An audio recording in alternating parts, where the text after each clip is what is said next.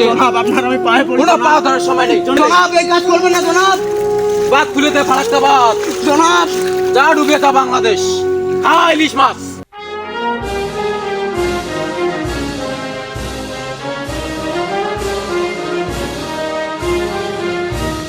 কি জনাব, আপনারা নাকি ইন্ডিয়াতে আর ইলিশ পাঠাবেন না? হ্যাঁ দাদা, আপনারা ঠিকই শুনছেন। আমরা বাংলাদেশরা নতুন দেশ স্বাধীন করেছি, এখন থেকে আমাদের ইলিশ আমাদের দেশের মানুষরা খাবে।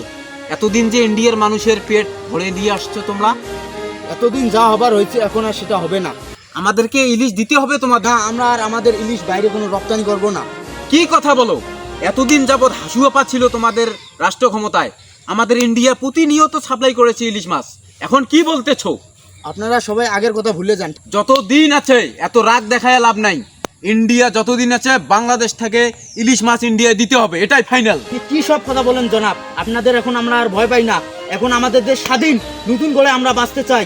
ইলিশ এতদিন দিয়ে এসেছো, এখনো ইলিশ দিতে হবে, ভবিষ্যতে ইলিশ ভারতে দিতে হবে। তাহলে কখনোই না। কি এত বড় সাহস? হাসুয়াপার বিদায়ের পর থেকে বাংলাদেশের মানুষ ইন্ডিয়াতে আর ইলিশ পাঠাবে না? কখনোই না। আমরা আর ভারতকে ভয় পাই না। যতদিন এই দেহে প্রাণ আছে, আমরা নতুন করে বাংলাদেশ স্বাধীন করেছি, ভারতকে কখনোই আমরা প্রশ্রয় দেব না। আমাদের বাংলাদেশের ইলিশ বাংলাদেশেই থাকবে। কি তোদের বাংলাদেশের মানুষের এত বড় সাহস? আমাদেরকে ইলিশ দিবি না, ইন্ডিয়াতে ইলিশ দিবি না? এই ফারাক্কা বাদ এখন খুলে দেবো।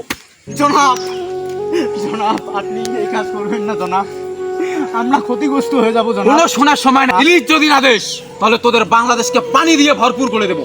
জনাব আমাদের এই ছোট্ট একটা দেশের মধ্যে সামান্য কিছু ইলিশই হয়, সেটা আমাদের দেশের মানুষে খাইতে পারে। এই ফারাক্কার বাদ এখনই খুলে দেবো, তোদের কোনো কথা আমরা শুনবো না। হয় ইলিশ দে, নাইলে আমাদেরকে। জনাব আপনার আমি পায়ে পড়ি। কোনো পা ধরার সময় নেই। জনাব আপনি এই কাজ করবেন না জনাব। হাসুয়াপা বাংলাদেশ থেকে বিদায় নেওয়ার পর বাংলাদেশ আমাদের বন্ধু রাষ্ট্র না, তোরা আমার ভারতের শত্রু।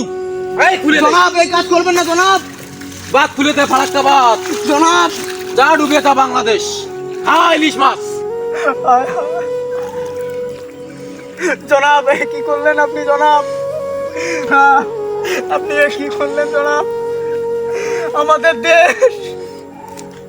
কি জনাব, ভারতে ইন্ডিয়ায় ভারতে তোমরা ইলিশ মাছ সাপ্লাই দিবা না, এখন ফারাক্কার পানি দিয়ে তোদেরকে ডুবাই দিলাম, কেমন লাগলো?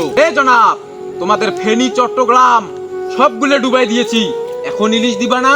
এই আমাদের পাওয়ার, ইন্ডিয়ার পাওয়ার, ফারাক্কাবাদ ইন্ডিয়ার পাওয়ার। জনাব আপনারা শুধু একটা পোয়ালে পান, সেটা হচ্ছে আমাদের এই বাঁধ ভেঙে দিয়ে আমাদের বাংলাদেশের মানুষকে ধ্বংস করে দেন। আজকে আমাদের চট্টগ্রাম, কুমিল্লা, ফেনী অন্যার পানিতে ডুবে গেছে জনাব। ডুবে যাক, বাংলাদেশের মানুষ ডুবে যাক, মরে যাক, আমাদের কিছু যায় আসে না। বাংলাদেশ ভারতের কোনো বন্ধু রাষ্ট্র না, আমরা সব সময় বাংলাদেশকে এভাবেই পানি দিয়ে তাদেরকে ভাসায় দেব। আর শীতকালে কি করব? আবার এগুলো চুষে নেব, ঠিক আছে? জনাব আপনি ভুলে যান না, এখন আমাদের স্বাধীন দেশ, স্বাধীন দেশের নতুন নিয়ম কানুন আমরা চালু করব। দরকার হলে চীন থেকে আমরা তাদের সহায়তা নিয়ে আমরা এখানে বড় বার তৈরি করে আপনাদের ভারতকে ডুবানোর চেষ্টা করব ইনশাআল্লাহ। কি বলে রে ভাই? জনাব আমরা পানিতে আবার ঘোরত নেই, তাও চীনকে ডাকিও না, চীন আমাদের শত্রু। চীনকে এবার আমরা ব্যবহার করব, দেখি ভারতের কত দূর বার বেড়ে গেছে। জনাব জনাব বাংলাদেশের মানুষের সাথে আমরা হাত জোর করে অনুরোধ করতেছি, তাও চীনকে এখানে এনে তা এখন কোনো কাজ হবে না, যান। চীন ভারতের জনাব, চীন ভারতের শত্রু, এখানে চীনকে আনলে ভারতের সবকিছু ধ্বংস হয়ে যাবে জনাব। আমরা এই ইলিশ খাওয়ার লোভে কি করলাম, বাংলাদেশের সাথে আমরা বৈরিতা শুরু করে দিলাম। বাংলাদেশ তো এখন আমাদের বিরুদ্ধে চলে যায়, চীনেক নিয়ে আমাদের শত্রুকে কাছে নিয়ে আসবে। হায় হায়, যাই মোদি সাহেবকে খবরটা দিয়ে আসি।